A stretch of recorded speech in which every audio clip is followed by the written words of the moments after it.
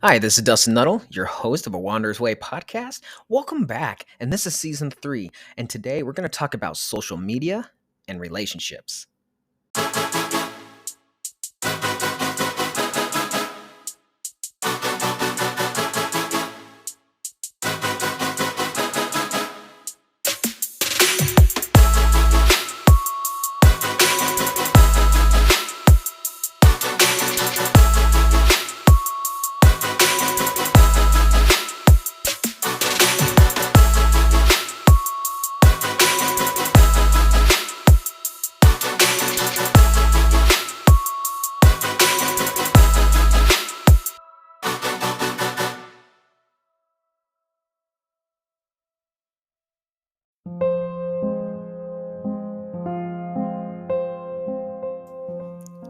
So, social media and relationships, how do they work?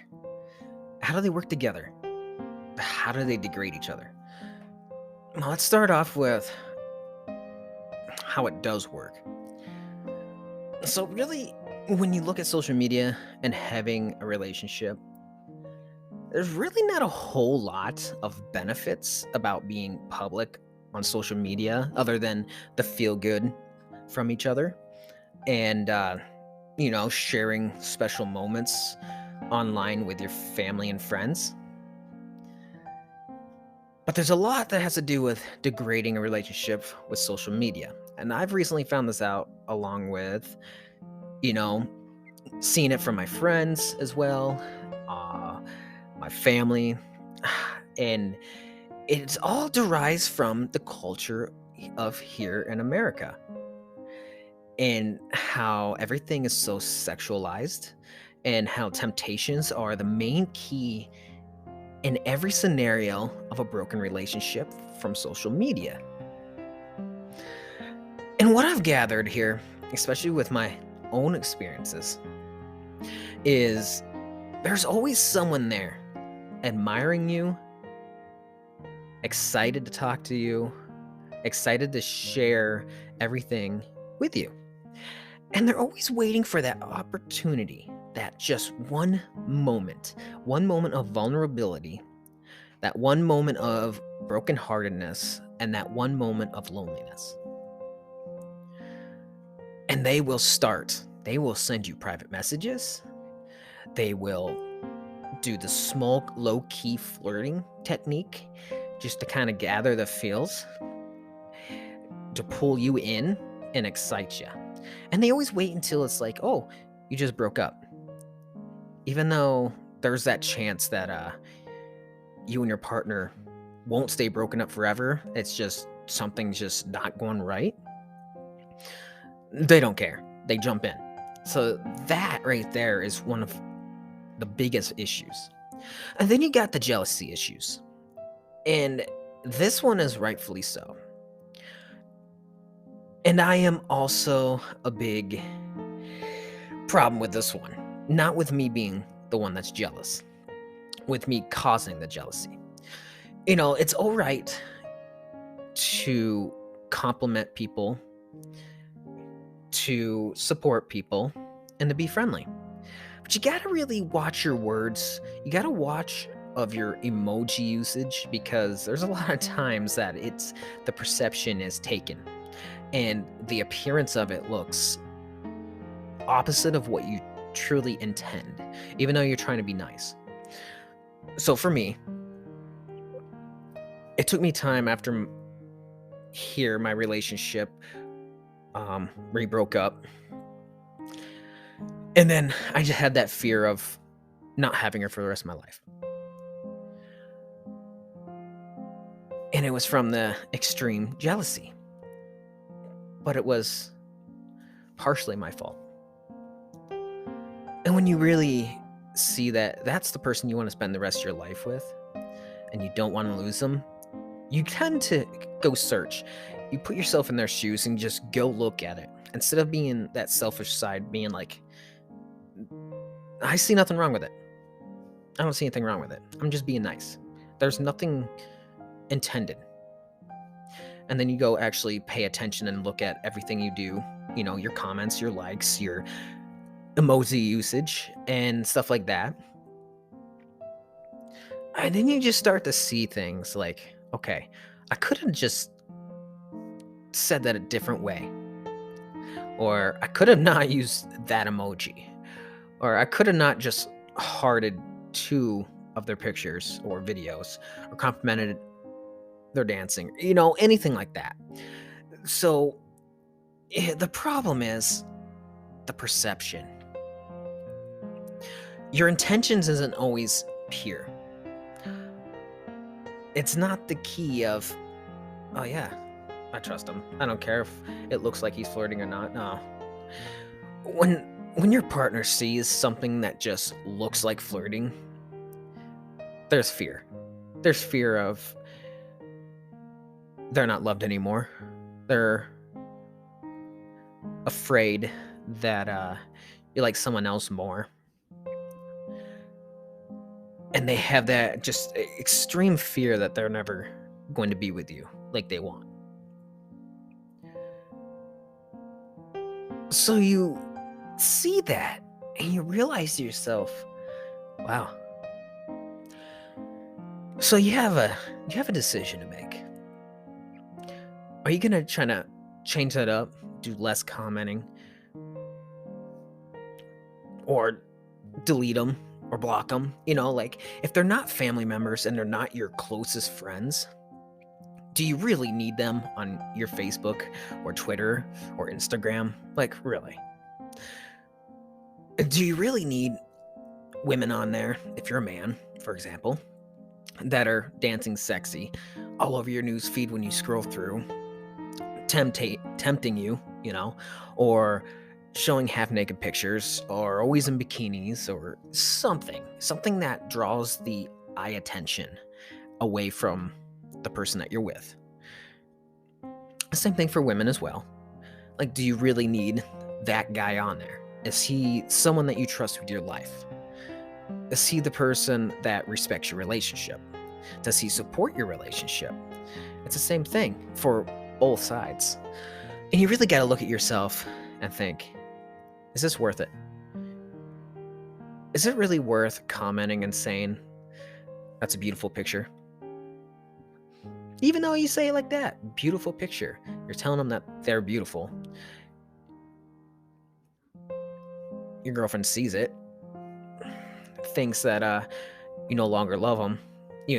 It's not only having trust. Yeah, trust is major. Communication is major in a relationship. But fear is always there. If you're not afraid of losing the love of your life, do you truly love them? Because fear doesn't always mean that you don't trust them. I've learned that recently too. Just because you're afraid of losing them and you show that sign of no trust doesn't necessarily mean you don't trust them. It's another perception. But again, is that person worth it? Is that person that talks to you at your most vulnerable state when you're most saddest and lonely, are they worth it? Are they really trying to talk to you as a friend, or are they trying to talk to you as something more? Because you're so lonely and brokenhearted when you broke up and you talk to them, do you really see them as your wife one day or husband? Or do you see that person as just another person that's keeping you from loneliness? So you got to make a decision. Delete and block. Delete or block, whichever. Or continue on doing what you're doing and then lose the love of your life. And this is something I've also just come with and realized myself of, sometimes, everything's perceived differently when you write it versus open mouth. And I'm not the greatest speaker, but you can tell the tone of someone's voice and their facial expressions more, actually, all the time, versus when they're writing. Writing, not everyone is an excellent writer. I know I can write well, but I'm not someone who can put the emphasis on my feelings a lot of times when I write. So a lot of times it's perceived wrong. It's perceived in the opposite way as intended. Even though it was just a nice, friendly compliment saying, I love that dancing. That was really good. You're a good dancer. Well, your partner can really think that it's not that innocent. It's not perceived the right way. And it hurts them. So you got to think to yourself, what do you really want? So recently myself, I went through that as well. Me and my girl got back together. I made a decision of the ones that make me the weakest at my most vulnerable state, the ones that aren't real friends, and they're just someone I have on there because I enjoy their posts or whatever, or people that are just too negative or too political or too hypocritical with their religion, or people that are just nobody. They're not my friends, they're not my family. I decided it's time for them to go. It's time for me to kind of change my ways a little bit for my future and for the one that I truly love. No matter who I would talk to, if I were to, there's nobody I can see for my future except my girl. So I made that decision. And I was like, okay, I'm sorry. I didn't even write anybody. I didn't apologize because that right there leaves open another door of them guilt tripping you or talking bad about your girlfriend because they'll claim that they're the ones that made that choice for you. No. So I made the decision, even though I have people that are there supporting my podcast and such, but that I feel the weakest around, or that I've complimented and it came out as the flirty kind of way, or that are too provocative with their dressings or anything like that. I was like, okay, delete and block. That's the only decision I could do that was right for me as a man, to not have any temptations. Like, yeah, don't cheat, haven't cheated. But nonetheless, if there's temptation there, it literally steers you away from who you love. It brings a distraction into the relationship. So you always got to keep something in your mind saying, who do you love? Who do you see marrying? And that's what a relationship is for. Relationship isn't just temporary. It really isn't. I've been with my girl well over a year. We broke up twice within a week and a half or so. One was a misunderstanding breakup that nonetheless ended up being a breakup. That's a different story. And another one was me breaking up. Also because of misunderstandings. So you just gotta get your mindset put into their shoes. Make sure you stay away from gray areas. Make sure you pay attention to how you talk to somebody else, and pay attention to, temptations and weaknesses. If you find someone or something makes you a little weak, get rid of it before it becomes a problem. So anyone that does support me, and I have removed you from my Facebook, which beforehand, I actually deleted my Facebook for a little while because I was going to just delete it because I didn't want to be on there anymore. Then I came up with this idea of I can't, because I got people that I need to talk with. And I have my podcast, my music I like to promote on social media. And plus, social media is an addiction, which is a sad reality. But nonetheless, if you're listening to this and you're not on my Facebook anymore, I'm sorry.